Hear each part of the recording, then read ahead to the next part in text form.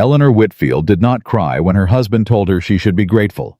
She set her teacup down slowly, deliberately, and looked at the man she had given 14 months of her life to as though she were seeing him clearly for the very first time. And what she saw was not a husband. It was a stranger who had never once tried to know her. If this story moves you, subscribe to this channel and drop your city in the comments. I want to know how far this story has traveled. The summer of 1817 came to the Ashcroft estate like it always did, heavy and golden, and indifferent to the suffering that happened beneath its light. The fields beyond the main house were full. The orchards were green, and from the road a man passing by might have looked at those white columns and thought, there is a family that has everything. He would have been half right. Eleanor Whitfield Ashcroft had risen before dawn that morning, the way she did every morning, because the estate did not wait for anyone to feel ready. The kitchen accounts needed reviewing. The tenant ledgers from the South Quarter had come in wrong for the third week running, and she already suspected why. Old Marlowe, who had kept the grounds for 30 years, had flagged a problem with the well drainage near the Haverford family's plot, and if it wasn't addressed before the August heat peaked, the crop yield on that entire eastern section would be lost. She had all of this in her head before the sun had fully cleared the tree line. She was 26 years old. She had been married for 14 months, and she was exhausted in a way that had nothing to do with waking up early. She was at the writing desk in the side parlor when Theodore walked in. She heard him before she saw him, the particular weight of his footsteps, the way he moved through a room as though every inch of it already owed him something. She did not look up immediately. She finished the figure she was entering in the ledger because if she stopped mid-column, she would lose the count, and the count mattered. "You're doing it again," Theodore said. She looked up then. He was standing in the doorway, dressed for the day, watching her with that expression she had learned to read over 14 months, the way a weather watcher learns to read clouds. Not anger exactly, something colder. Disapproval dressed in boredom. Doing what Theodore. Making a show of working. She set her pen down, not quickly, not in temper. She set it down the way a woman sets something down when she has decided to give a conversation her full attention because it has earned it. "I'm reviewing the tenant accounts," she said. "The South Quarter numbers are off again. If Mr. Croftwell's figures are correct, we've lost 11% of the rental income from that section since March, but the expenditure records don't reflect any improvements or repairs that would account for the gap." Theodore looked at her, the way a man looks at a painting hung slightly crooked on a wall, mildly irritated, not particularly moved to fix it himself. "Croftwell handles the accounts. Croftwell's accounts don't balance." "They balance to his satisfaction and to mine." "They shouldn't," Eleanor said. "Theodore, 11% over 5 months isn't rounding error. That's a pattern." He walked into the room then, poured himself coffee from the sideboard, turned back to her with the cup in his hand and said, "You know what I find remarkable, Eleanor?" She waited. "I find it remarkable that a woman who came into this house with a merchant's name and a modest dowry manages to find fault with every system that functioned perfectly well before she arrived." She held very still.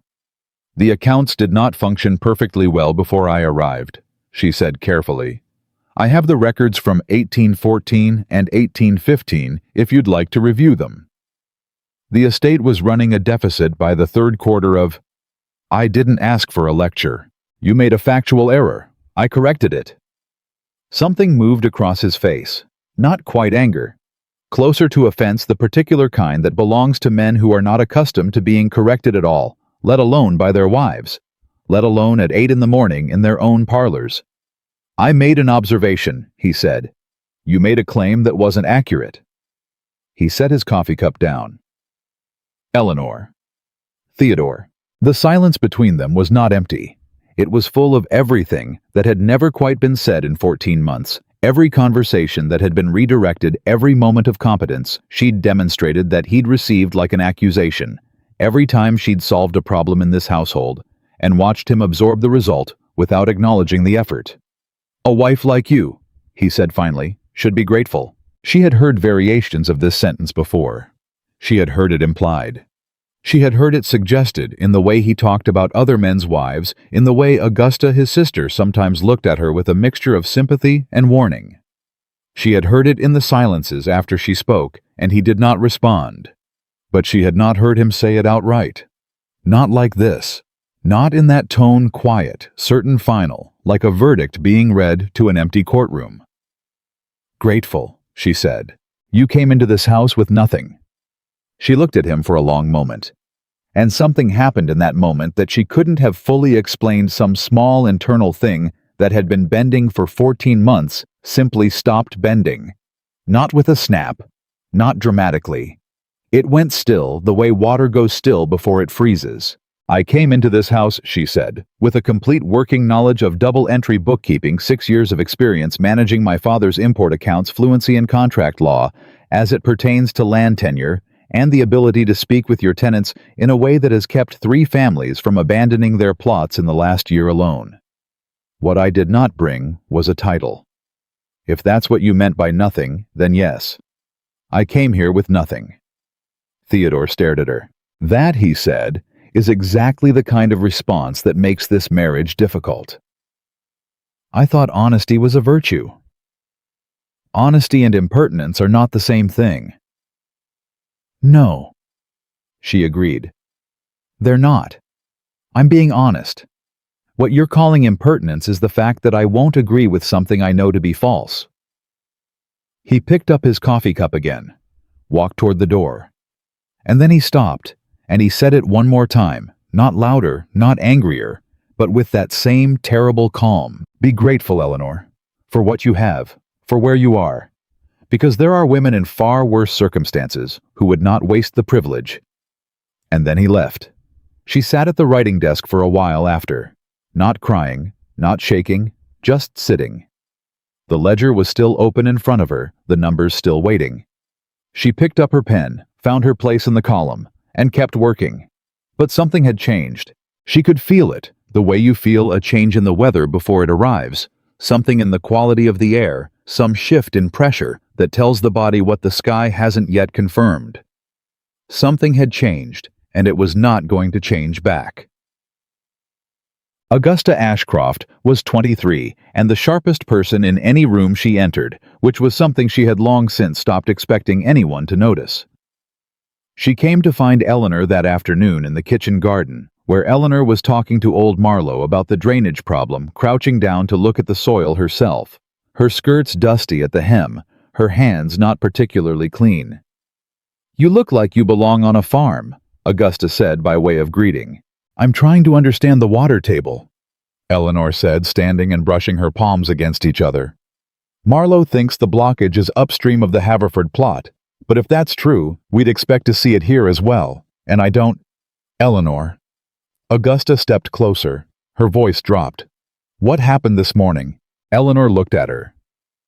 Augusta had her brother's coloring, dark-haired, sharp-featured, but she had a way of looking at people that Theodore had never mastered, something open and careful at once. She saw things. She'd seen things about this marriage Eleanor suspected long before Eleanor had allowed herself to see them. "Nothing happened," Eleanor said. "Croftwell is walking around looking satisfied about something," Augusta said. "And my brother ate breakfast in his study. He only does that when he's said something he knows was wrong but has no intention of taking back." Eleanor almost smiled. "How do you know he wasn't right?" "Because you're out here looking at drainage ditches with Marlowe instead of sitting in the parlor being devastated. That means you're thinking. And you only think this hard when something has made you angry enough to be useful." Marlowe, to his credit, found something intensely interesting to look at in the middle distance. "He told me I should be grateful," Eleanor said, "that I came here with nothing." Augusta said nothing for a moment. Then, "And what did you say?" "I told him what I actually came with. He called it impertinence." "Of course he did." Augusta exhaled.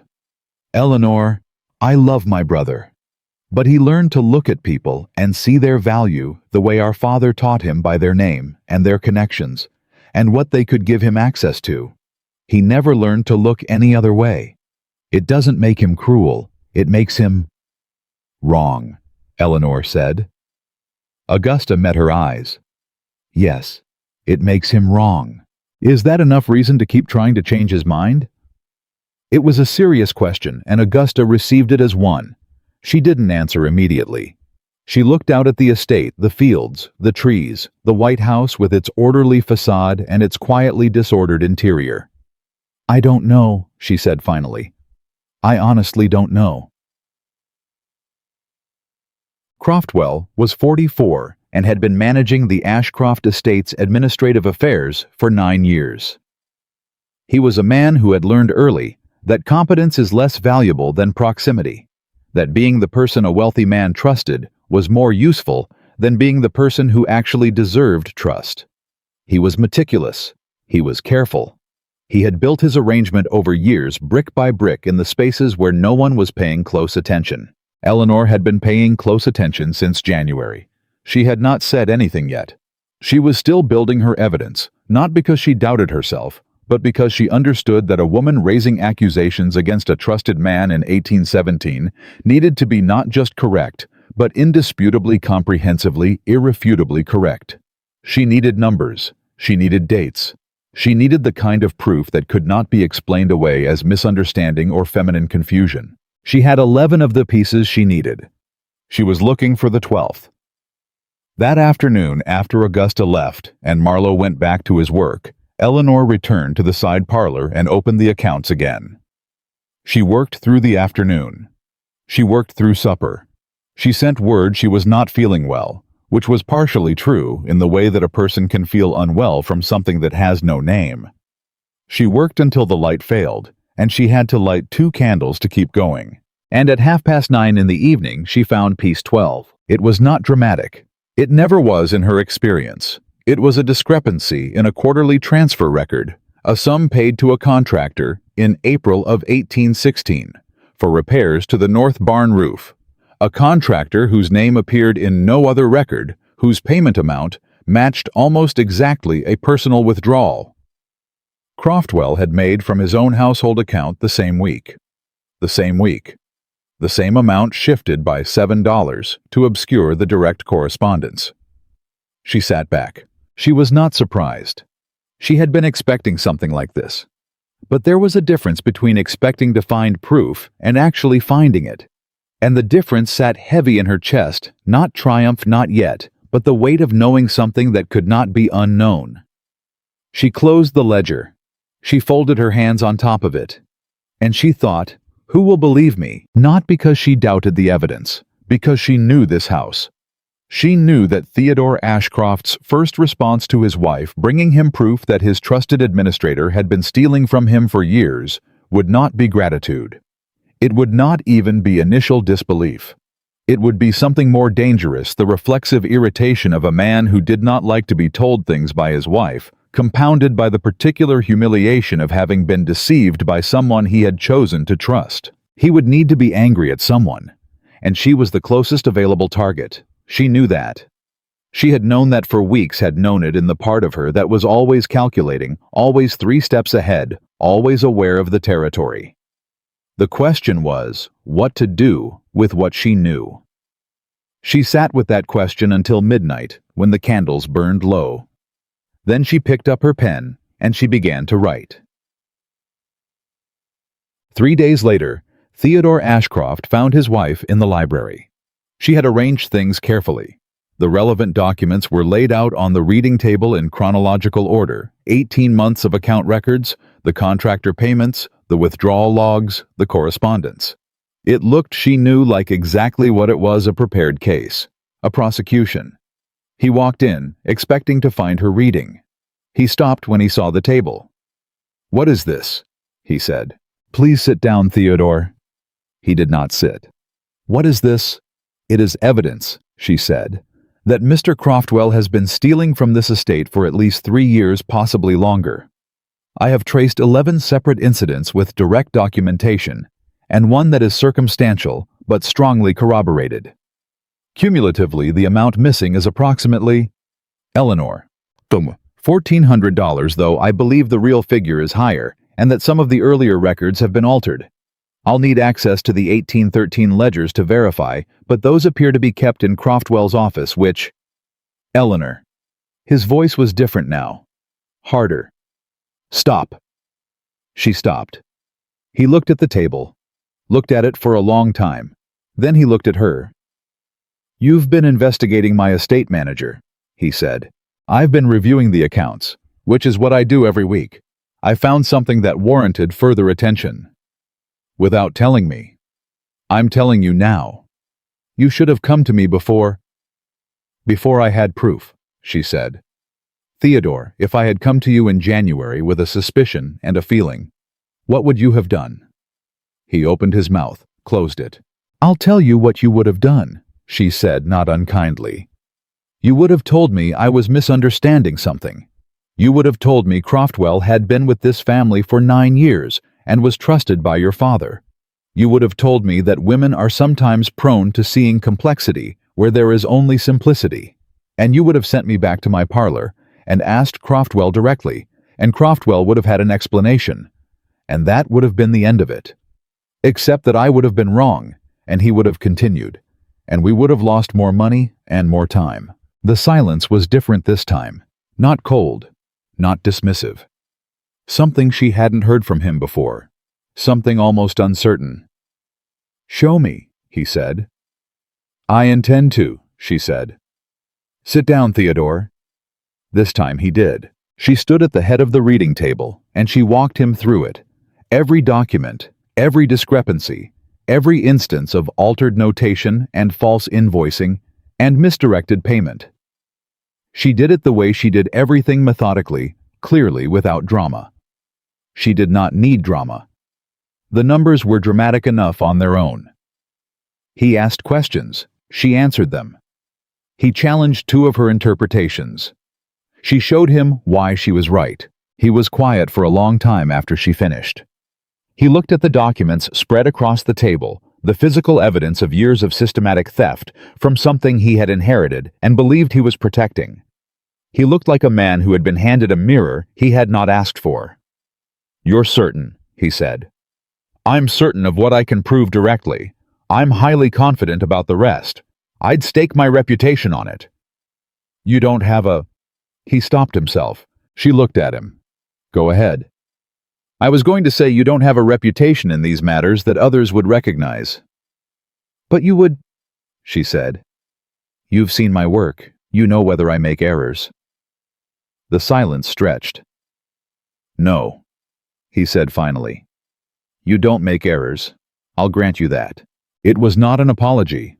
It was not an acknowledgement. It was the smallest, most reluctant concession she had ever heard from him, and she received it for exactly what it was, a beginning barely of a man being asked to see something true. She gathered the documents into order. What do you intend to do? He asked. That depends on you, she said. He needs to be dismissed, and the matter needs to be turned over to a solicitor. Whether you pursue legal action is your decision.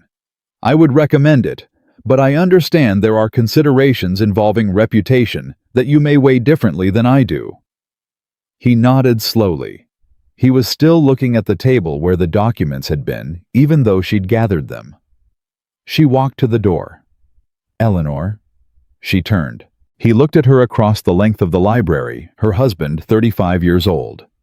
A man who had inherited a large estate and a set of ideas about the world that had never once been seriously questioned until a merchant's daughter from the eastern seaboard had walked into his house with her ledgers and her steady hands and her terrible patient, accurate attention. He didn't say anything else. She left. She walked back to the side parlor, and she sat down at her desk, and she opened the window because the summer evening was coming in warm and full of insects and the particular smell of the Ashcroft orchards, which were hers to manage, and no one else's. And for the first time in 14 months, she let herself think about what she actually wanted. Not what she was managing, not what she was fixing, not what she was proving, what she wanted. The answer surprised her. Not with its content she had known somewhere for a long time. It surprised her because of how quietly it came, like something that had been waiting in the next room all along and had finally stopped waiting to be invited. She wanted to be seen, not admired, not thanked, not praised, just seen, as what she actually was. The window was open. The evening was warm. She picked up her pen and she began to write the next set of accounts. But this time, she wrote something else in the margin, small not for anyone to read, but herself. 11% over 5 months. 3 years of fraud. $1,400 minimum. And one woman who noticed. Theodore dismissed Croftwell on a Tuesday. He did it quietly, the way men like him did everything that embarrassed them behind a closed door, with no witnesses, in language that was careful and legally measured. Eleanor was not present. She had not expected to be. She found out the same way she found out most things in that house from old Marlowe, who had heard it from the stable hand who had seen Croftwell carrying a wooden crate out to his horse before noon. She was in the kitchen garden when Marlowe told her. She nodded once, said thank you, and went back to checking the soil near the Haverford drainage line because the problem there had not fixed itself simply because a larger problem had been resolved. That was the thing about this estate. The problems did not wait their turn. Augusta found her an hour later, slightly breathless, her eyes bright with the particular energy she got when something significant had happened, and she hadn't yet had anyone to talk to about it. "He did it," Augusta said. "He actually did it." "I know." Croftwell looked. Eleanor, the man, looked gray, like someone had pulled the floor out from under him. "Good," Eleanor said without particular heat. "He should." Augusta was quiet for a moment, watching her sister-in-law press 2 fingers into the earth and frown at what she found there. Then she said, "Theodore didn't tell you himself, did he?" It wasn't quite a question. "No," Eleanor said. "He should have." "Yes. He doesn't know how to—" Augusta stopped, started again. "He sat with those documents for 2 hours after you left the library. I walked past and looked in, and he was just sitting there reading them again, not doing anything, just reading." Eleanor stood up, wiped her hands. "Did he say anything to you?" "He said you were thorough." She almost laughed. It came out as something shorter, not quite amusement, not quite its opposite. Thorough. "I know. Not that the estate has been robbed for 3 years. Not that we recovered the records before it got worse. Thorough." "Eleanor." "I'm not angry, Augusta." And she wasn't entirely. She was something more complicated than angry, something that had no clean name, that lived in the space between what a person deserves and what they actually receive. "I'm just very tired of being measured by how little I disturb him." Augusta reached out and put a hand on her arm, briefly, the kind of touch that says "I see you" without saying anything at all. "He'll come around," Augusta said. Eleanor looked at her steadily. "Will he?" Augusta didn't answer. Which was, Eleanor thought, the most honest thing she could have done. The week after Croftwell's dismissal was strange in the way that estates become strange when a familiar wrongness is suddenly absent, not peaceful exactly, but disoriented. The accounts Eleanor had taken over were worse than she'd realized now that she had access to the full picture. Croftwell had been clever. He hadn't stolen in obvious ways. He'd built a system of small adjustments, marginal overcharges, contractor payments that were real, but inflated repair invoices that covered actual work, but at costs 30% above market. He'd been bleeding the estate like a slow leak, enough to matter, not enough to cause immediate alarm. She spent 4 days rebuilding the ledgers from the ground up. She barely slept. She ate at her desk. She worked by candlelight until her eyes ached, and when she finally had the full picture assembled, she sat back and looked at it and felt something she hadn't expected. Not satisfaction, not vindication, but grief. Quiet and specific grief for what this house could have been, for what it still might not become, for all the time that had been lost to a man who had been trusted because he was familiar, and a woman who had been doubted because she was new. Theodore came to her study on the 5th morning. She heard the knock and said, "Come in," without looking up from the column she was adding. He came in, stood near the door. She finished the column. Then she looked up. He looked tired. She noticed that first the particular tiredness of a man who has not been sleeping well, which was different from her own exhaustion, in a way she could have explained but didn't particularly want to. "The new accounts," he said. "May I see them?" She turned the ledger so he could read it from across the desk. He came closer, looked at the pages. He didn't sit. He stood at the edge of the desk and read, and she watched him read, and there was something almost unbearable about how much she wanted him to say something real, and how completely she had stopped expecting him to. "This is solid work," he said finally. "Thank you. The Haverford drainage problem, you've got an estimate here for repair." "Yes. It should have been done in the spring. If we do it now before the August heat peaks, we preserve the eastern crop yield. If we wait until fall, we lose a quarter of it. The cost is significant. The cost of losing the yield is higher." He looked at the figure again, nodded. "Authorize it. I'll need you to sign the contractor release." "Fine. Send it to my study." He handed the ledger back. He had not sat down. He had not, she noted, said anything about the 4 days she had spent rebuilding the system he'd allowed to be corrupted. He had not said anything about Croftwell, or about her evidence, or about the conversation in the library where she had stood at the head of the table and proven methodically and without drama that she had been right. He started to walk toward the door. "Theodore," she said. He stopped, turned. She looked at him. "I'd like us to establish something going forward." "What kind of something?" "A working agreement," she said. "About the accounts. About who has authority to authorize what, and what I'm permitted to review, and what process we use when I find something you need to know about." He was quiet for a moment. "You're asking me to formalize your role. I'm asking you to acknowledge that I have one. Currently, I do this work without any formal standing. I review accounts as what exactly? As a hobby. As something I do to keep myself occupied. If I'm going to manage the finances of this estate, I should be recognized as doing so." "You're my wife." "Yes. That is a recognized position. It's a recognized position that gives me no authority whatsoever and no protection if you decide tomorrow that Croftwell's replacement should take over what I'm doing and I should go back to what was it you suggested last February, needlework and correspondence." Something moved across his face. Not quite shame. Close enough that she held on to it. "I was dismissive," he said. "You were." "I didn't fully understand." "No," she agreed. "You didn't. But I need to know whether you do now, because I can keep doing this work, Theodore. I can keep rebuilding these ledgers and finding these problems and fixing these systems. But I will not do it from a position where I have to fight to be heard every single time. I'm not asking for title or ceremony.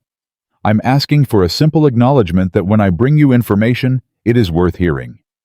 The silence between them was very long. She held it. She did not fill it with reassurance or softening. She had done that enough times in 14 months to know it didn't help. She let it sit, and she let him be uncomfortable inside it, and she watched him decide what kind of man he was going to be in this moment. "I'll have the agreement drafted," he said. She blinked. Of all the things she had expected him to say, that was not one of them. "By the end of the week," he added. "Augusta can witness it. That way it's—" He paused. "That way, it has weight." "All right," she said. He left. She looked at the door for a moment after it closed behind him. Then she looked back at the ledger, found her place, kept going. But something was different. Something small and carefully contained like an ember she did not yet trust to touch. She was aware of it. She did not look at it directly. She kept working. 3 hours later, Augusta burst through the door of the study with the expression of someone who had just witnessed something miraculous and needed to tell someone immediately. "He told me," Augusta said. "He wants me to witness an agreement, between the two of you, about the estate management." "I know," Eleanor said. "I was there when he decided." Eleanor. Augusta sat down in the chair across from the desk, which she had not been invited to do, and which was entirely typical of her. "My brother has never in his life formally acknowledged that a woman had authority over anything in his household. Not our mother. Not me. No one. He authorized the drainage repair too," Eleanor said, without arguing the cost. Because you were right. I've been right before. You've been right before, and he argued anyway. Augusta leaned forward. Something's different. Eleanor set her pen down. She looked at her sister-in-law, this woman who was too smart for her circumstances and too loyal to leave them, who had watched this marriage from the inside for 14 months with those careful seeing eyes. "Don't make it into something large," Eleanor said quietly. "Not yet. He authorized a repair and agreed to draft a document. Those are small things. They're not small for him. Then I'll hope they grow." She picked up her pen again. "And in the meantime, I have a South Quarter ledger that needs to be finished before supper." Augusta studied her for a moment. Then she smiled, small and private, the kind of smile that has history in it. "You're remarkable, you know," she said. "I'm practical," Eleanor said. "Same thing," said Augusta and left. The agreement was drafted on Thursday. It was 2 pages written by the family's solicitor at Theodore's direction, and it was, she had to admit, more comprehensive than she had expected. It named her formally as a state account manager with authority to review all financial records, commission independent audits, authorize expenditures under a certain threshold, and present findings directly to Theodore or in his absence to Augusta as family representative. She read it twice. Then she read it a third time slowly. When she looked up, Theodore was watching her from across the library table. "Is it sufficient?" he said. "It's more than I asked for. I consulted with the solicitor about what was reasonable given the scope of work you've apparently been doing for most of the last year." A pause. He was surprised we hadn't formalized it sooner. "Were you—" He considered this. It was a genuine consideration. She could tell the difference now between the pauses that meant he was deciding how to deflect and the pauses that meant he was actually thinking. "I was surprised by how much I'd taken for granted," he said. "Which is not the same thing, but it's adjacent to it." She looked at the document again. At her name written in the solicitor's careful script, Eleanor Whitfield Ashcroft Estate, Account Manager, Ashcroft House, Massachusetts. She thought about the morning in the parlor, the teacup carefully set down. You came into this house with nothing. She thought about 4 days of rebuilt ledgers and a man who had not said thank you, but had done something that, in its way, said something harder. "I'll sign it," she said. "Good." He slid the pen across the table toward her. "Augusta's waiting in the hall, waiting in the he." She signed. Augusta came in and witnessed it beaming with a brightness she was not even slightly trying to conceal. Theodore signed below Eleanor's signature. The solicitor's clerk, who had been sitting in the corner so quietly she'd almost forgotten him, blotted the ink and folded the document into its envelope. It was done. It was a piece of paper. That was all it was. But as Eleanor walked out of the library and into the hall, she felt the weight of it in a way that had nothing to do with paper. A small, solid shift in the architecture of something like a door, rehung properly after years of scraping against its frame. She didn't let herself feel it for long. There was too much work. But she felt it. That evening, she was in the side parlor finishing the last of the South Quarter corrections, when she heard a knock at the door. Not the tentative knock of a servant, but a deliberate one. She said, "Come in," and Theodore came in, and he was carrying 2 glasses of what appeared to be the good Madeira, which was kept in the locked cabinet in the dining room, and which he opened approximately 4 times a year for reasons he considered significant. She looked at the glasses, looked at him. "That's the 1809, she said. "Yes. You open that for birthdays and the harvest celebration." "And apparently," he said, setting one glass carefully on the edge of her desk, "for document signings." She looked at the glass, then at him. He was not smiling exactly, but there was something in his face that was less guarded than usual, some fraction of the wall that was typically there, simply absent the way a window looks different when the shutter is opened, even just part way. "You don't have to," she started. "Eleanor."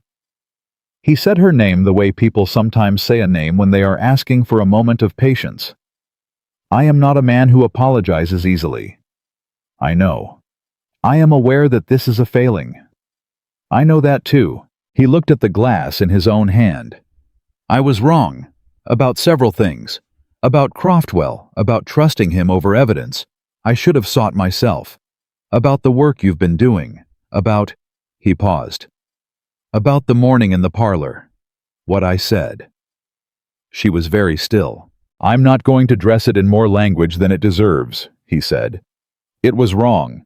You did not come here with nothing. I knew that even when I said it, and I said it anyway because I was—" Another pause. She got the impression he was pulling words from somewhere they didn't normally live. "Because I was tired of feeling like a problem being solved." She blinked. "That surprised you?" he said. "Yes," she said. "It did. You are very competent," he said with some difficulty, like the word itself was something he hadn't wanted to say, but was being fair about it. "You are the most competent person in this house by a significant margin, and I have not handled that well. I have treated it as a challenge rather than what it is." "What is it?" she asked. He met her eyes. "A considerable piece of good fortune," he said, "that I have not remotely deserved." She picked up the glass of Madeira. She held it for a moment, the weight of it, the smell of it, the 1809 vintage that tasted like something careful and well preserved, like something that had only gotten better for being kept. "You're right," she said. "You haven't deserved it." He received that without flinching. Which was, she thought, something. "But," she said, "I'm still here, and the accounts are in order, and the Haverford drainage will be repaired by the end of the month." She looked at him steadily. "So perhaps we can proceed on the basis of what we have rather than what we've wasted." He looked at her across the desk, across the ledgers and the documents and the candlelight and the considerable wreckage of 14 months, and he said, "I would like that very much." She nodded once. She raised the glass slightly, not a toast, exactly. Just an acknowledgement of what was sitting between them, fragile and real, and still very new. He raised his. They did not drink at the same time, which was probably honest, but they both drank. Outside, the summer evening was moving toward night, and the orchards were full, and the Haverford plot would be saved, and somewhere in a locked envelope in the library, her name was written next to a title she had earned with 18 months of patient, precise, largely invisible work. It was not everything. She knew better than to think it was everything. But it was true. And after 14 months in this house, true was not nothing. True was in fact quite a lot. The agreement changed things. Not all at once, nothing in that house changed all at once, but in the way that a small true thing once spoken rearranges the air around it. Eleanor noticed it first in the staff. Old Marlowe had always respected her, but now he deferred to her openly without the careful sideways glance toward the main house that used to accompany every conversation they had about estate decisions. The kitchen staff brought household expenditure questions to her desk instead of routing them through the butler. The tenant families on the South Quarter, the Haverfords and the Reeds, and old widow Calloway started coming to her directly when they had concerns, and she received them, and she handled what she could and brought what she couldn't to Theodore, and he took her recommendations without argument more often than not. It was not a transformation. She was clear-eyed enough not to call it that, but it was movement, and after 14 months of standing still, movement felt like something close to oxygen. The trouble came as trouble tends to from the direction she had almost stopped watching. His name was Mr. Harlan Webb, and he arrived at the Ashcroft estate on a Wednesday morning in early August with a letter of introduction from a banking house in Boston and the particular confidence of a man who has been told his whole life that his presence is a gift. He was 40, broad-shouldered, well-dressed, and he shook Theodore's hand in the front hall with the firmness of someone establishing territory. Eleanor watched him from the upper landing as she came downstairs, and something in her, the part that had spent 18 months learning to read this house, and the people who moved through it, went very quiet and very alert. Theodore introduced her as his wife. Webb bowed correctly, said the appropriate things. His eyes, she noticed, did not linger. They assessed. "Mr. Webb comes recommended by Hartwell and Cross," Theodore told her later in the parlor. "He's a financial consultant. He's worked with 3 estates in the Connecticut River Valley and 2 in Rhode Island. His fees are substantial, but his results— What results specifically? Eleanor said. Theodore paused. I beg your pardon. I'd like to know what specific outcomes he achieved for those estates. Improved yields, debt restructuring, new investment arrangements. What are we actually engaging him to do? Theodore set down the letter of introduction. I thought it would be useful to have an outside perspective on the estate finances given the situation with Croftwell. Given the situation, Eleanor said carefully, which I resolved. Yes. And the accounts are currently in order. Yes. So we are bringing in an outside financial consultant to review work that has already been done correctly. Theodore was quiet for a moment. I thought a second set of eyes— You thought a second set of eyes would be more credible than mine. She kept her voice level. She was very practiced at keeping her voice level. You thought a man from a Boston banking house would verify what I've already told you, and that his verification would mean something that mine couldn't. That is not— He stopped. Isn't it? The silence was uncomfortable. That meant she was right, which she had already known. He's already been engaged, Theodore said. I see. Eleanor, I'll make the relevant ledgers available to him, she said. He can review them. That's fine. She folded her hands. I simply want it noted that this is a redundancy, not a necessity. And I would appreciate when he reaches the same conclusions I have already reached, that it is acknowledged as such. Theodore looked at her for a long moment. Noted, he said. It was not enough. They both knew it was not enough. But it was what he had, and she took it, and she went back to work. Harlan Webb spent 3 days with the ledgers. Eleanor gave him everything he asked for, and nothing he didn't, not out of obstruction, but because she had learned that men like Webb used information selectively, and she was not going to hand him a tool she couldn't predict. She was polite. She was helpful. She answered his questions with the precision of someone who knew the material better than he did, and wanted him to know she knew it without saying so directly. On the third afternoon, Webb came to find her. Mrs. Ashcroft, he said, settling into the chair across from her desk in the way men sometimes settled into chairs that weren't offered to them. I have to say your records are quite thorough. Thank you, Mr. Webb. Thorough for a woman managing household accounts, he added. She looked at him. These are estate accounts. The household accounts are a separate ledger. He smiled in a way that did not reach his eyes. Of course, forgive me. What I mean to say is that you've done admirable work given the circumstances. The circumstances being the embezzlement. The circumstances being— He paused, recalibrated. The previous administrator's irregularities, yes. You can call it embezzlement, she said pleasantly. That's what it was.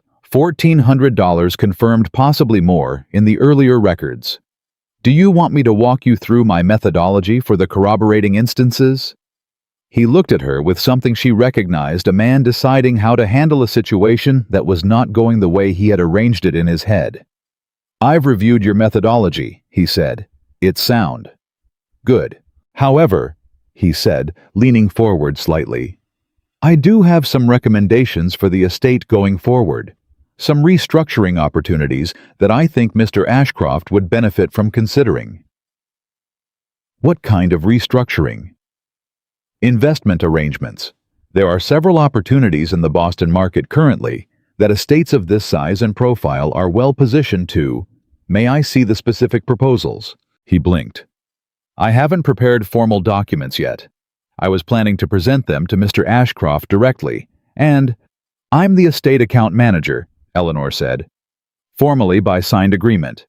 Any financial proposal affecting this estate comes through me before it goes to Mr. Ashcroft. That's the arrangement. Something shifted in his face. The pleasantness thinned. Of course, he said. I wasn't aware of the full extent of your arrangement. Now you are, she said. I look forward to reviewing your proposals, Mr. Webb. He left. She watched him go, and then she sat very still for a moment because something he'd said had caught in her mind the way a splinter catches small, irritating, demanding attention. Investment arrangements. Estates of this size and profile. She pulled the letter of introduction toward her, read it again more carefully this time. Hartwell and Cross, Boston. She knew that name not well, but from somewhere in the correspondence records she'd cataloged when she first began reorganizing the estate files. She went to the files. It took her 40 minutes, but she found it a letter from early 1815, before her arrival from a Mr. Augustin Hartwell to the previous estate administrator to Croftwell, regarding an inquiry about investment opportunities for the Ashcroft holdings. Croftwell had filed the letter without responding, or without appearing to respond. Eleanor read the letter twice. Then she read it a third time. Then she went to find Augusta. Augusta was in the sitting room, supposedly doing correspondence, actually reading a novel she'd tucked behind the correspondence. She looked up when Eleanor walked in, took one look at her face, and put the novel down. "What is it?" Augusta said. Eleanor closed the door behind her. "Do you know the name Hartwell and Cross? The banking house Theodore mentioned them, they're Webb's firm. Do you know if your brother has any existing connection to them? Any previous correspondence? Any financial arrangement that predates Croftwell's dismissal?"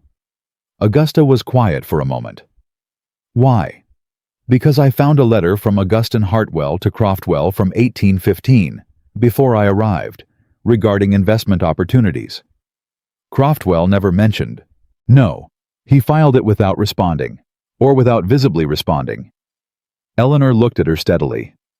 "Augusta, if Croftwell had a private arrangement with Hartwell and Cross, if the embezzlement wasn't just Croftwell lining his own pockets, but Croftwell moving money toward an investment scheme that Webb is now arriving to complete."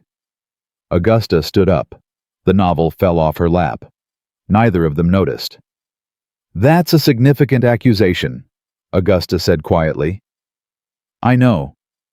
"You'd need proof. I know that too." Eleanor pressed her hand flat against the letter she was holding. "Which is why I'm telling you and not Theodore. Not yet. I need to look at more records. I need to find the thread." "How long?" "Days. Maybe a week. Webb leaves at the end of the week. Then I have 4 days." Augusta looked at her for a long moment. This woman who had walked into this house as a merchant's daughter with a modest dowry and had spent 18 months quietly becoming indispensable.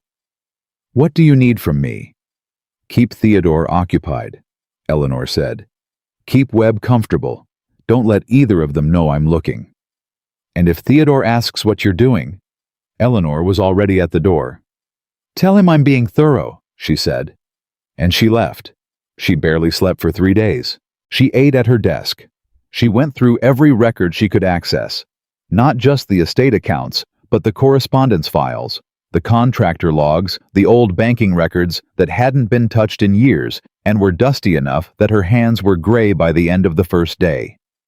She built a map on paper connecting names and dates and transactions, looking for the thread she'd felt when she first read that 1815 letter.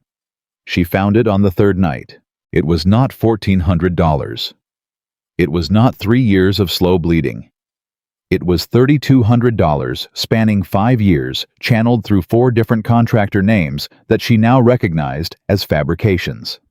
Names that had never appeared in any other record, that had no physical address, that corresponded to payments made in irregular intervals timed to avoid quarterly audit flags. And every payment traced through the chain terminated at an account registered to a holding company connected to Hartwell and Cross. She sat back. Her hands were shaking, not from fear. From the particular physical response of a person who has been right about something terrible and now has to decide what to do with being right. Croftwell had not been stealing for himself alone.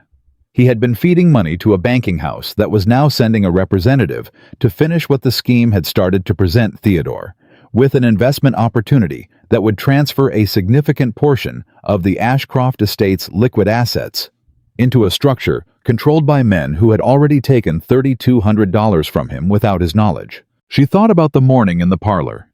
You came into this house with nothing. She thought about the library. You are the most competent person in this house by a significant margin. She thought about how close this had all come to happening anyway. How different things might have been if she hadn't been who she was. If she had been the decorative, grateful, non-interfering wife Theodore had perhaps initially imagined he was acquiring. She thought he is going to be humiliated by this. Not the fraud itself, men of Theodore's position suffered fraud and recovered from it. But by how long it had gone on. By how close he had come to being defrauded again, in a different form, by a man he had invited into his house with a letter of introduction and a Boston address. He was going to be humiliated, and his first instinct was going to be to manage that humiliation, and there was a very real chance that managing it would mean minimizing what she had found, because minimizing it was easier than acknowledging how completely he had been protected by a woman he had once told had come here with nothing. She knew that. She knew it clearly. She gathered her documents, organized them, and went to bed. In the morning she was at her desk when Theodore came in. He looked at her face. He had learned slowly to read it, not everything, but the signal she put out when something serious had happened, the quality of stillness that meant she was managing herself because the situation required managing. "What's wrong?" he said. "I need you to sit down," she said. "And I need you to hear everything I say before you respond. All of it. Can you do that?" He sat down. She laid it out. Not dramatically. She never did anything dramatically because drama was for people who weren't sure their evidence was strong enough. She laid out the 1815 letter. The contractor records the payment chains, the holding company, the connection to Hartwell and Cross. She showed him the dates. She showed him the amounts. She showed him the pattern, which was elegant in the horrible way that long-running deceptions are elegant, precise, and patient, and designed by someone who had understood exactly how much attention this household paid to its own finances. Not enough. Until her. Theodore listened. He did not interrupt. His face went through several things. Confusion, then comprehension, then something she could only describe as a man realizing the ground beneath him was not what he had believed it to be. When she finished, he was very quiet. "Webb," he said. "He may not know the full history," Eleanor said. "He may simply be a front someone hired to make the final approach look legitimate. Or he may know everything. I can't tell you which from the records alone. But the firm, Hartwell and Cross, are implicated either way. Whether Webb is an active participant or a useful instrument, the outcome they're seeking is the same." She folded her hands on the table. "Theodore, I need you to tell me how you want to handle this." He looked at her. "Because I can go to Webb directly," she said. "I can lay this in front of him the same way I laid Croftwell's records in front of you and watch his face, and we'll know within 30 seconds whether he's guilty or merely employed by guilty people. Or you can do it. Or we can go to a solicitor first. Or we can do nothing yet and continue gathering information. Those are the options, and they each have consequences, and I need you to make a decision." "You're asking me," he said.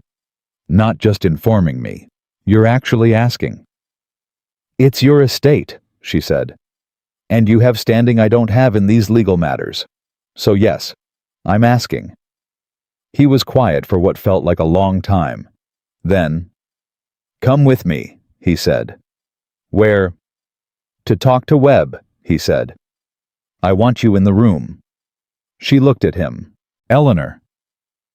He said her name with a weight it hadn't had before, not the weight of correction, not the weight of instruction, but something that sat closer to recognition. "I want you in the room. You know this better than I do. I'm not going to pretend otherwise." Something in her chest moved, small and careful. She did not let it become anything larger than it was. "All right," she said. She stood. She gathered her documents. And together for the first time in 18 months of marriage, actually together side by side with the same intention, they walked down the hall toward the guest room where Harlan Webb of Hartwell and Cross was waiting, not yet knowing that the most dangerous thing in this house was not the man coming to confront him. It was the woman beside him, and she had been building this case for 3 days. She was ready. Webb was standing at the window when they walked in. He turned when he heard the door, and Eleanor watched his face go through 3 things in rapid succession: recognition, recalibration, and something that was almost too quick to catch a flicker of something that was not quite alarm, but was close enough to be interesting. He had not expected both of them. She suspected not expected her at all. Mr. Ashcroft, he said with the warmth of a man who has rehearsed warmth. I was just thinking I'd come find you. I have some preliminary thoughts on the investment proposals I mentioned that I think you'll find quite— Sit down, Mr. Webb, Theodore said. Webb sat. He did it smoothly without visible hesitation, which told her he was either genuinely unafraid or very well practiced at appearing so. She placed her documents on the table between them and took the chair to Theodore's right, not behind him, not deferential beside him, and she watched Webb's eyes move to the papers and stay there 1 second longer than casual interest would explain. My wife has been reviewing some estate records, Theodore said. Records that predate her management. She's found something I'd like to discuss with you. Of course. Webb's voice was still easy, still warm. I'm happy to assist in any way I can. That's precisely why I'm here. Is it? Eleanor said. Webb looked at her. She slid the first document across the table. This is a letter from Augustine Hartwell to the former estate administrator dated March of 1815. Do you recognize the correspondence? Webb looked at it. His face did not change in any obvious way, but something in his posture shifted a slight controlled adjustment, like a man settling his weight differently on a floor he's just discovered might not hold. I'm not personally familiar with all of Mr. Hartwell's correspondence, he said. The firm handles a significant volume of— The letter concerns investment opportunities for the Ashcroft estate, Eleanor said. Opportunities that were never presented to Mr. Ashcroft directly. The former administrator, Mr. Croftwell, filed it without response, or without apparent response. She slid a second document across. This is a payment record from June of 1815, 3 months after that letter. A contractor named Aldous Merritt paid $140 for structural repair to the north outbuildings. Mr. Merritt does not appear in any other estate record. There is no evidence he performed any work. The physical outbuildings in question show no repair work consistent with that period. Webb said nothing. He was looking at the documents. This is a second contractor record, she said, placing a third sheet in front of him. Thomas Vance, October 1815. $220 drainage improvement, West Field. Again, no physical evidence, no secondary records, no verification of any kind. She placed a fourth document. And this is a registered account ledger for a holding company called Meridian Land Associates, filed with the Commonwealth of Massachusetts in 1814, listing Hartwell and Cross as managing trustees. The room was very quiet. The payments, Eleanor said, keeping her voice entirely conversational, traced through 4 different contractor names over 5 years, all fictitious, all terminating at accounts connected to Meridian Land Associates. $3,200. And now, Hartwell and Cross have sent a representative to the estate to present investment proposals to the man whose assets have been quietly harvested for 5 years. She looked at Webb directly. I'd like to understand how you'd like to characterize that. Webb looked at her for a long moment. Then he looked at Theodore. Mr. Ashcroft, he said, and his voice had changed. The warmth was still there, but thinner now, stretched over something harder. I want to be very clear that I had no knowledge of any prior arrangement between the firm and your former administrator. If there was impropriety, there was embezzlement, Eleanor said. We've established that. What we haven't established is the full extent of the firm's involvement and what you were sent here to accomplish. I was sent here to present investment opportunities. What specific opportunities? Theodore said. Webb paused. I have a proposal for a land consolidation investment in the Connecticut River Valley. Several estates of similar profile are participating. The terms are— May I see the proposal documents? Eleanor said. I haven't yet prepared the formal— You've been here 3 days, she said. You came with a purpose. I'd like to see whatever you brought. Another pause. Longer this time. I'll need to retrieve them from my room, Webb said. We'll wait, Theodore said. Webb stood. He left the room. Theodore and Eleanor sat in silence for a moment, and then Theodore turned to her and said very quietly, Do you think he'll run? She considered this. No, she said. He doesn't know how much we have. He's going to come back with a version of events that distances him from the earlier scheme and presents the investment as legitimate. He's going to try to salvage it. And if the investment is legitimate, then it should be easy to verify through independent sources. She looked at him. But the connection to Meridian Land Associates won't be. Whatever he brings back, that connection exists. He has to account for it. Theodore nodded. He was looking at the documents on the table. $3,200, he said. At minimum. For 5 years. He was quiet. I didn't know. I had no idea. I know. That doesn't reflect Theodore. She said his name the same way he had said hers in the parlor weeks ago, with weight, with patience. We're not here to talk about what you didn't know. We're here to talk about what we do now. He looked at her. Something in his face that she was beginning to recognize, that openness, that fractionally lower guard. Right, he said. Yes. Webb came back 7 minutes later. 7 minutes was long enough to have retrieved documents from upstairs, and also long enough to have made a decision about how to proceed. He came back composed. He sat down. He placed a folder on the table. The Meridian connection, he said before Eleanor could speak, is something I became aware of only recently. I want to be transparent with you both. He opened the folder. When I was assigned to this account, I was given a file that included background on the estate and on the prior administrator. I was not told the details of how that background was gathered or what relationship the firm had with Croftwell. I was told this was a prospective client with assets appropriate for the investment fund I'm representing. You were told this was a prospective client, Eleanor said, not an existing relationship. That's correct. Then someone at Hartwell and Cross lied to you. Webb held her gaze. It appears so. Or, she said, you're lying to us. The air in the room shifted. Theodore said nothing. This was, Eleanor realized, deliberate on his part. He was letting her run this, which was either trust or relief at not having to manage it himself, and at this point she was choosing to believe it was the former. Mrs. Ashcroft. Webb said, I understand your skepticism. Given what you've found, it's entirely reasonable. What I can tell you is that the investment proposal in that folder is legitimate. The land consolidation in Connecticut is a real opportunity with real participants and real projected returns. I can give you names of other investors, men you could contact directly to verify. If the firm's prior conduct disqualifies the opportunity in your eyes, I respect that. But I'd ask you to evaluate the proposal on its own terms before you decide. Eleanor looked at this folder, then at Webb. Then she did something he clearly did not expect. She picked up the folder and handed it to Theodore without opening it. We'll review it, she said. Independently, through our own solicitor. If it is what you say it is, we'll be in contact. She stood. In the meantime, I'd ask that you not contact Hartwell and Cross about this conversation until we've had the opportunity to investigate the firm's prior relationship with Mr. Croftwell more fully. Can you agree to that? Webb looked at her. He looked at Theodore, who gave him nothing. He looked back at her. Yes, he said. I can agree to that. Good.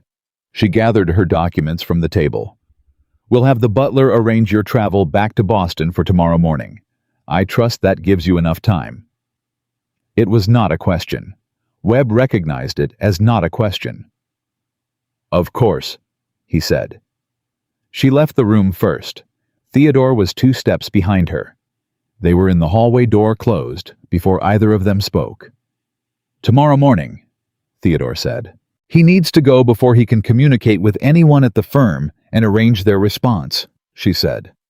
We need at least a week with the solicitor before Hartwell and Cross know what we know. You thought all of this through before we walked in? Yes. He was quiet for a moment. Is the investment genuine, do you think? Possibly, she said. It doesn't matter right now. What matters is the fraud. The investment can be evaluated after. She started down the hall. I'll write to your solicitor tonight. He'll need the full documentation. I'll have it organized by morning. Eleanor. He caught up to her. Not by grabbing her arm. He had never done that which she had noted. He just walked faster, and she stopped, because his voice had something in it she hadn't heard in quite this form before. Urgency without authority. A man trying to keep pace, not trying to lead. "What you just did in there was necessary," she said. "It was extraordinary," he said. She turned to look at him. He was standing closer than their typical conversation distance, which tended toward the careful. He looked like a man who had just watched someone perform a high-wire act with complete calm and was still processing the fact that no one had fallen. "You built that in 3 days," he said, "while managing the accounts, while keeping Webb comfortable enough not to run early, while not telling me until you were certain. I didn't want to alarm you before I had the full picture." "I understand that now." He paused. "When you came to me before with Croftwell, I made you wait. I made you build a case for something that should have been acted on immediately. Because I didn't." He stopped. "Because you didn't trust my judgment," she finished, not unkindly. "Because I hadn't learned to," he said. "There's a difference." She looked at him. "I'm learning," he said. She held that for a moment. This man who had told her she came here with nothing, who had called her thorough as though it were the ceiling of her capability, who had brought in an outside consultant to verify work that needed no verification, and who was standing in a hallway telling her he was learning with the particular humility of someone who understood that the word was both admission and commitment. "I know you are," she said, and she meant it. She went to write the letter. The solicitor arrived 2 days later, a compact and precise man named Mr. Aldrich, who had handled the Ashcroft estate's legal affairs for 11 years, and who Eleanor noticed shook her hand when Theodore introduced her as the estate account manager without any visible surprise or adjustment. Either Theodore had described her role clearly in advance, or Aldrich was a man who adapted quickly. Either way, she liked him immediately. She walked him through the documentation herself. Theodore sat to the side, not absent, not dominant, present in the way that a person is present when they are genuinely listening. Aldrich asked good questions. She answered them. When Theodore added context about Croftwell's tenure and his own role in authorizing the man's position, he did it without attempting to reclaim the narrative she was building, which she noticed and filed away as progress. "This is substantial," Aldrich said when she finished. "I won't sugarcoat it. Proving the firm's direct involvement as opposed to Croftwell acting independently will be difficult. He's dead, so we can't compel testimony from the primary actor." Eleanor blinked. "I'm sorry Croftwell is dead." Aldrich looked at her, then at Theodore. "You didn't tell her." Theodore had gone very still. "I received word last week," he said. "He was found in his lodgings in Boston. The cause appears to have been—" "When last week?" Eleanor said. 3 days after his dismissal." Theodore met her eyes. "I didn't tell you because I didn't want to complicate the investigation," she said. "Or worry me." "Both." She sat back. Her mind was moving very quickly. 3 days after his dismissal. He went to Boston. He was found dead. The initial report suggests natural causes, Aldrich said carefully. "Though given what you've presented here, I would recommend requesting a more thorough inquiry." "Yes," Eleanor said. "I would agree with that." She looked at Theodore. "Does Webb know?" "I don't know." "Does Hartwell and Cross know?" "I don't know that either." She stood up, walked to the window. This was new information, and it changed the shape of everything, not the fraud itself, but the urgency, the risk, the question of who else might be aware of what Croftwell had known and what they might do to keep it buried. "Mr. Aldrich," she said, turning back, "how quickly can you file for a formal financial inquiry with the Commonwealth?" "A week if the documentation is in order." "The documentation is in order." She looked at Theodore. "This moves faster now. If Croftwell's death is connected to the scheme, then whoever's managing this from the firm's side knows the trail is exposed. They'll want to close it. We need the legal process started before they can act." Theodore stood. "Tell us what you need," he said to Aldrich. "Whatever it is, we'll have it." Aldrich looked between them. The husband and wife on the same side of the table, literally and otherwise. And something in his expression suggested this was not the dynamic he had expected when he drove out to Ashcroft House that morning. "I'll need full copies of everything," he said. And a sworn statement from you, Mrs. Ashcroft, regarding the methodology and timeline of your investigation. I'll have it ready by this evening, she said. Aldrich nodded. Then we move Monday. After Aldrich left, the house was quiet in a particular way, the quiet of a situation that has been set in motion and cannot now be stopped. Eleanor was at her desk, writing the sworn statement, when Augusta came in without knocking, which was so consistent with Augusta that Eleanor didn't look up. Marlowe told me a solicitor came, Augusta said. And Webb left this morning. He did. And my brother has been walking around this house all day looking like a man who has either just won something or just understood what he almost lost. Augusta sat down. Eleanor. What's happening? Eleanor finished the sentence she was writing, set down her pen, and told her sister-in-law everything: Croftwell, the holding company, Hartwell and Cross Webb, the dead man in Boston, the formal inquiry starting Monday. She told it the way she told everything, clearly, without embellishment, start to finish. Augusta was very quiet when she finished. He could have lost everything, Augusta said. Not everything, but a significant portion, yes. If you hadn't, but I did, Eleanor said. So the question of what would have happened if I hadn't is academic. Augusta looked at her for a long moment. He knows that, doesn't he? Theodore, he knows. He's beginning to. That's not the same as knowing. Eleanor looked at her. No, she agreed. It isn't. Are you all right?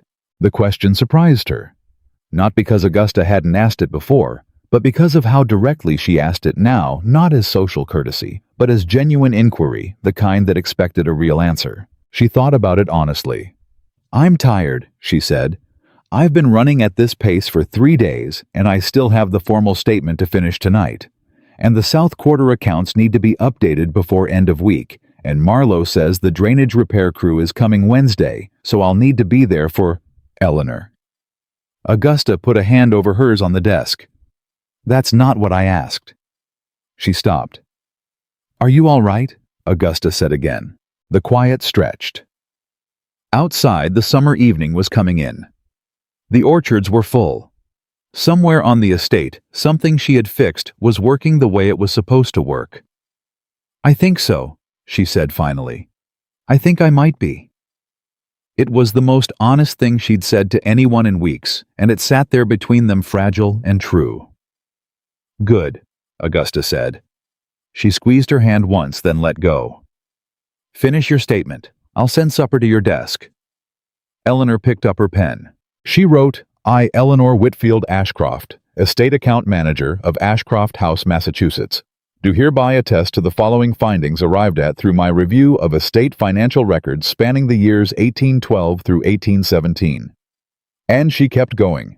Because the work was not finished, it was never quite finished. But for the first time in 18 months, she was not doing it alone, and the difference between those two things, alone and not alone, was not small. It was in fact everything. The formal inquiry filed on Monday. Aldrich moved faster than Eleanor had expected, which told her he had taken the Croftwell death seriously, in a way he hadn't said out loud in the room. By Tuesday afternoon, a Commonwealth officer had been dispatched to Boston to request Hartwell and Cross's financial records pertaining to Meridian Land Associates. By Wednesday, a second inquiry had been opened into the circumstances of Croftwell's death, not yet a criminal investigation, but close enough to one that the distinction was mainly procedural. Eleanor found out about the second inquiry from Aldrich's letter, which arrived while she was standing in the east field, watching the drainage crew work. She read it twice, folded it, put it in her pocket, and went back to watching the crew. Marlowe was beside her, 63 years old, and steady as the ground he'd spent his life tending. Good news, he said without looking at her. Movement, she said. Which is the next best thing? He nodded. They watched the crew work in comfortable silence, the kind that only exists between people who have spent enough time solving problems together that words have become optional. You know, Marlowe said after a while, I've been on this estate since before Mr. Ashcroft's father died. Seen 3 administrators come and go, seen the house run good, and seen it run bad. He paused. Never seen it run like it does now. She looked at him. How does it run now? He glanced at her sideways, the look of a man who knows the value of what he's about to say. Like somebody actually cares what happens to it, he said. She looked back at the crew. Something moved in her chest, not pride exactly, something quieter, more like recognition. Thank you, Marlowe, she said. Ain't flattery, he said. Just true. Theodore found her that evening in the side parlor, which had become over 18 months so thoroughly her workspace that he always knocked before entering it now. She noticed this, the knocking, the way she noticed everything. He had not always knocked. Aldrich wrote to me as well, he said, settling into the chair across from her desk. About the second inquiry. Good. Then we don't have to go through it twice. He thinks the death may not be natural. I think so too, she said. Croftwell knew the full extent of the arrangement. He was the primary link between the firm and the estate. Once he was dismissed, he became a liability to whoever needed the scheme to stay buried. You think someone from Hartwell and Cross? I think it's possible. She looked at him steadily. I also think it's possible he simply panicked and his health failed from the stress. He was not a young man. But we need to know, and Aldrich agrees. Theodore was quiet for a moment. This went much further than I understood. Yes. When I dismissed Croftwell, I thought it was contained. I thought it was one man making bad choices. He looked at the desk, not at her, at the surface of the desk, the way people look at something solid when they're trying to order their thoughts. I didn't understand the scale. You couldn't have. You didn't have the records I had access to. She paused. Theodore, I need to ask you something. He looked up. When you brought Webb here, she said, was it purely because you wanted independent verification, or was there a part of it that was something else? He didn't answer immediately.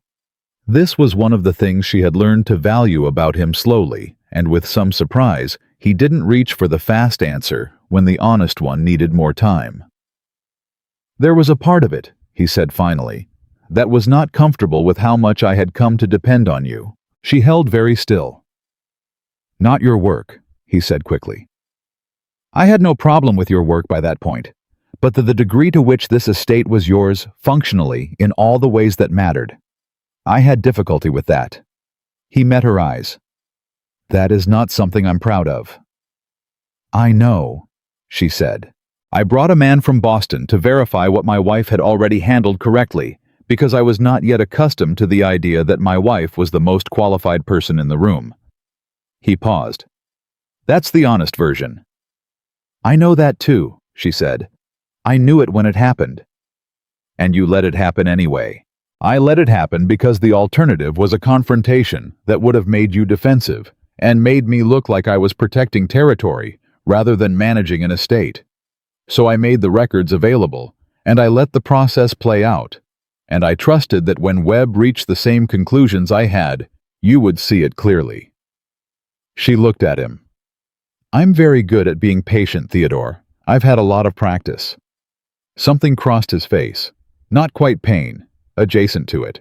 That's not a compliment to me, he said. No, she agreed. It's not. He nodded. He received it the way he had been slowly learning to receive hard truths, not with argument, not with deflection, just with the quiet of a man taking something in and deciding what to do with it. I'm going to do better, he said. I believe you intend to, she said. That's not the same as believing I will. No, but it's where trust starts. She looked at him. Isn't it? The room was quiet. Outside, the summer evening was thick and warm, the kind of August night that sits on a person's skin like a second layer.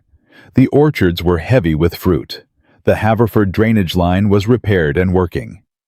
Somewhere in Boston, a solicitor's office was building a case that would reach into a banking house and pull something rotten into the light. I'd like to talk about the estate, Eleanor said. Going forward, not just the legal situation, the management structure. Theodore leaned forward slightly. All right. The signed agreement gives me account management authority. That's necessary, but it's not sufficient. If we're rebuilding the financial systems from the ground up, which we are after 5 years of embedded fraud, I need more than authorization to review. I need authority to act. To hire, to terminate contractor relationships, to negotiate tenant terms, to authorize expenditures above the current threshold. You're asking for full estate management authority. I'm asking for authority that matches the work I'm actually doing, she said. You can call it whatever you want. But if I am the person running this estate and I am Theodore, we both know that, then I should have the standing that reflects it. He was quiet for a long moment, longer than she'd expected.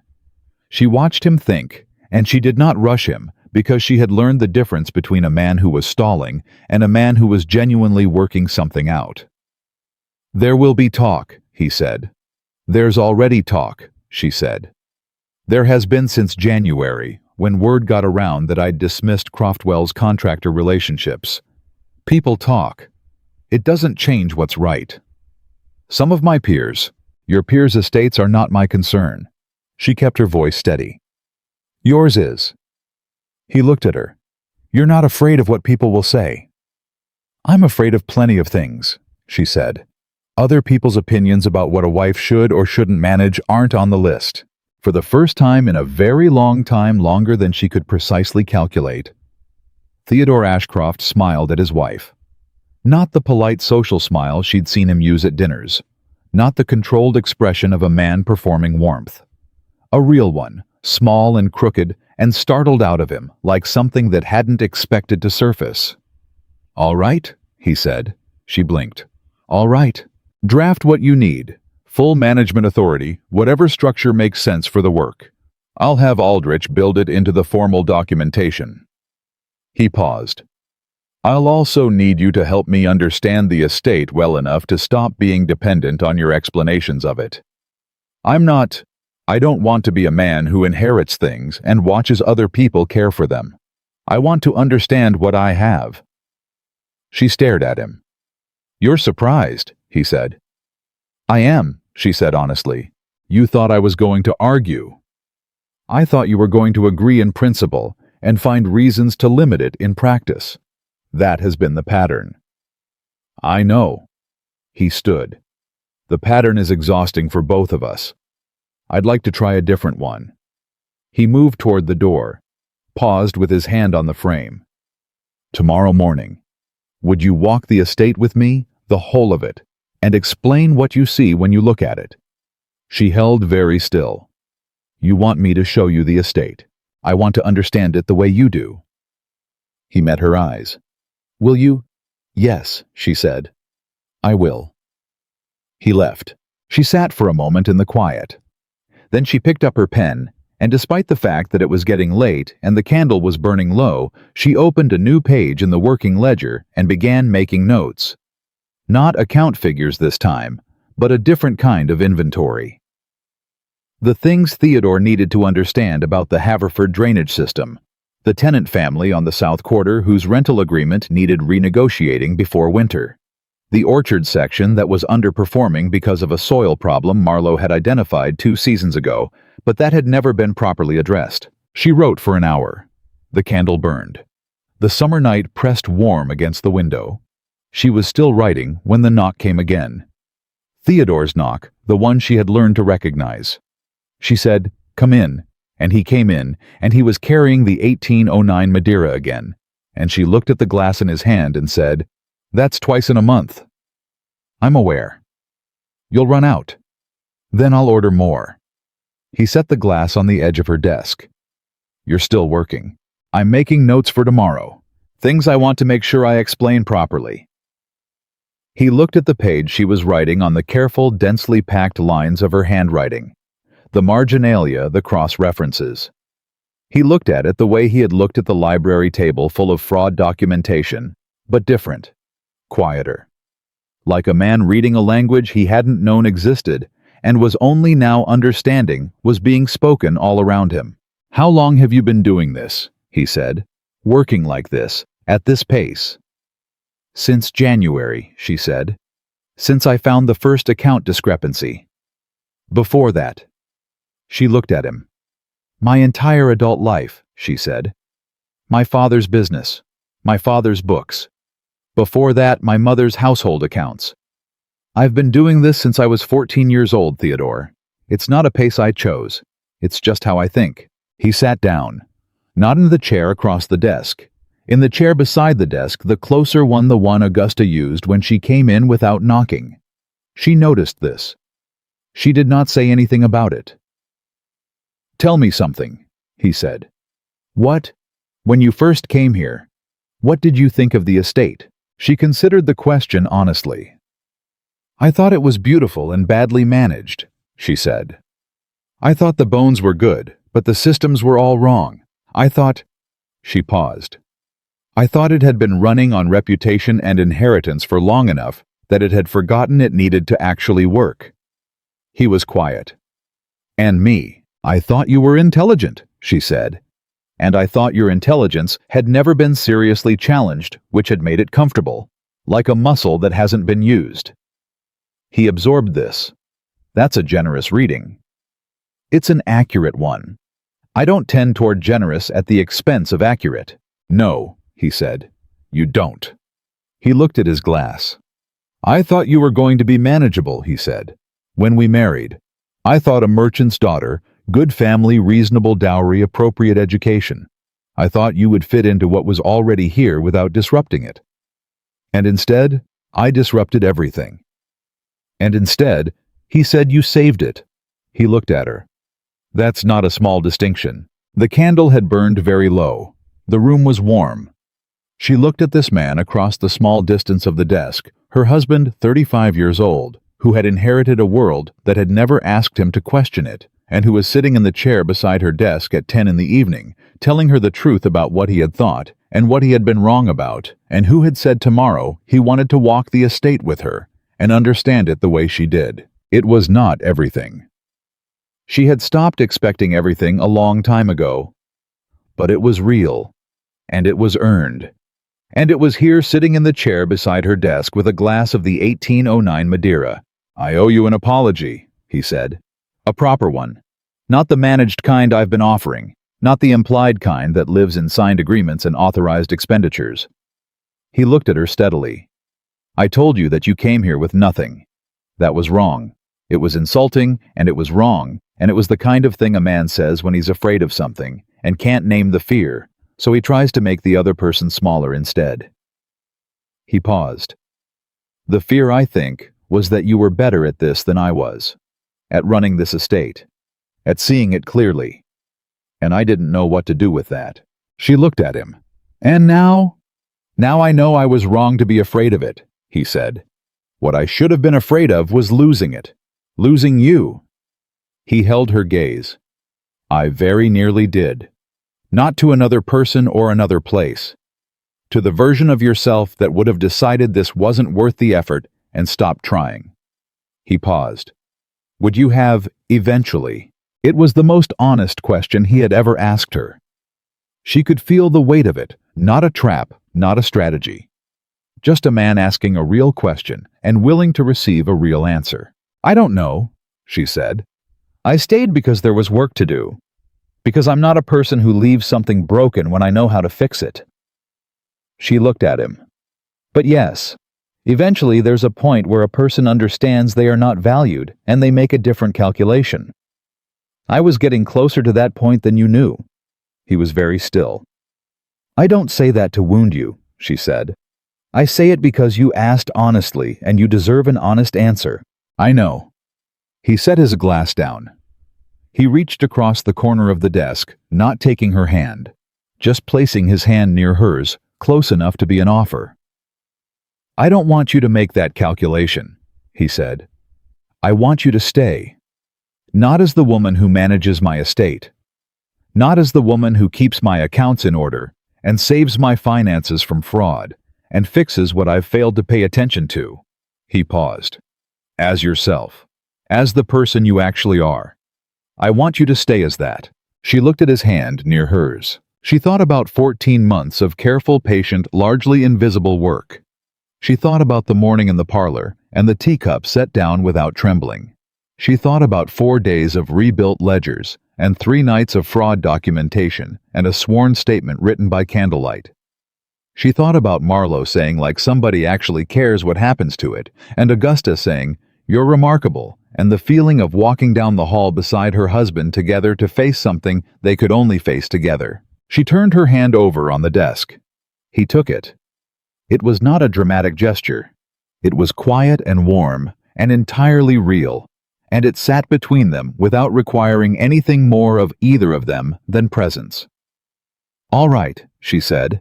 "All right," he said. Outside the Ashcroft estate moved through the last of the August evening, the orchards full, the south quarter drainage running clean, the tenant families in their plots. Old Marlowe, asleep in his cottage, dreaming whatever dreams a man dreams who has given his life to keeping things alive. Somewhere in Boston, a legal case was building toward a reckoning that would reach Hartwell and Cross before the month was out. The fraud would be named. The money would be recovered, not all of it, but enough. Justice in Eleanor's experience was rarely total, but it was rarely entirely absent either if you were patient and precise and willing to do the work. She had always been willing to do the work. The difference now was that she was no longer doing it alone. 3 weeks later, the Commonwealth's inquiry into Hartwell and Cross produced enough evidence to freeze the firm's accounts and compel a full financial audit. Augustin Hartwell. It emerged had been running Meridian Land Associates as a private extraction vehicle for nearly 8 years, seating trusted administrators in wealthy estates across Massachusetts and Connecticut, siphoning money through fabricated contractor payments and cycling the funds through land investments that existed on paper and nowhere else. The Ashcroft estate was one of 7 identified victims. The total sum involved exceeded $20,000. Croftwell's death was ruled consistent with natural causes, a weak heart, the physician said, aggravated by acute distress.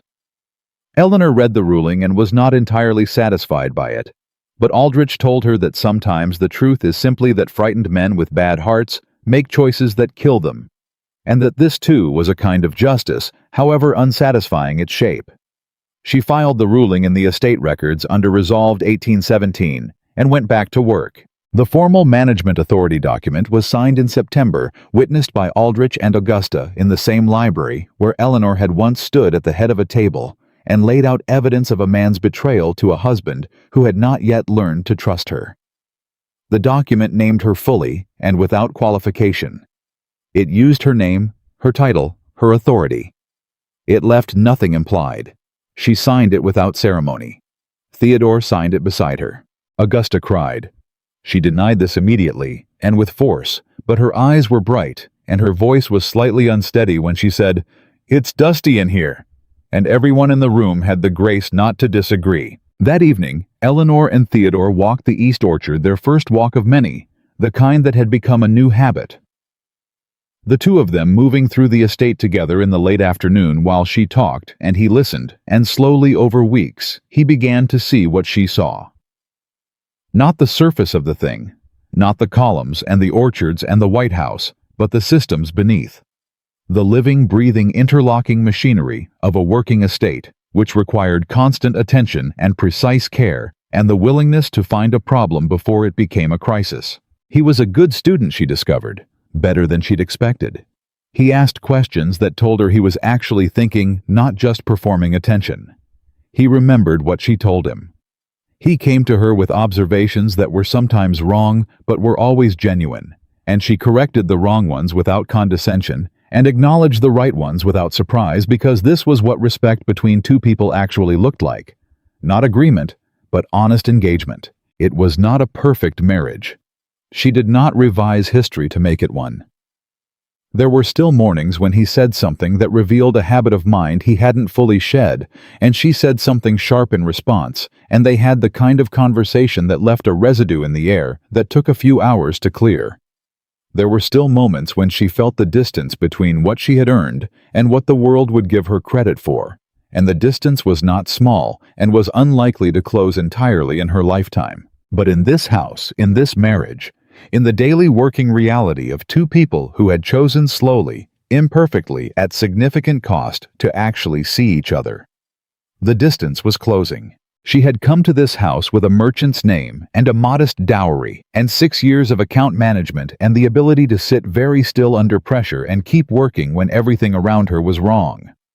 She had come without a title, without bloodline, without the things that men like Theodore had been taught to recognize as worth.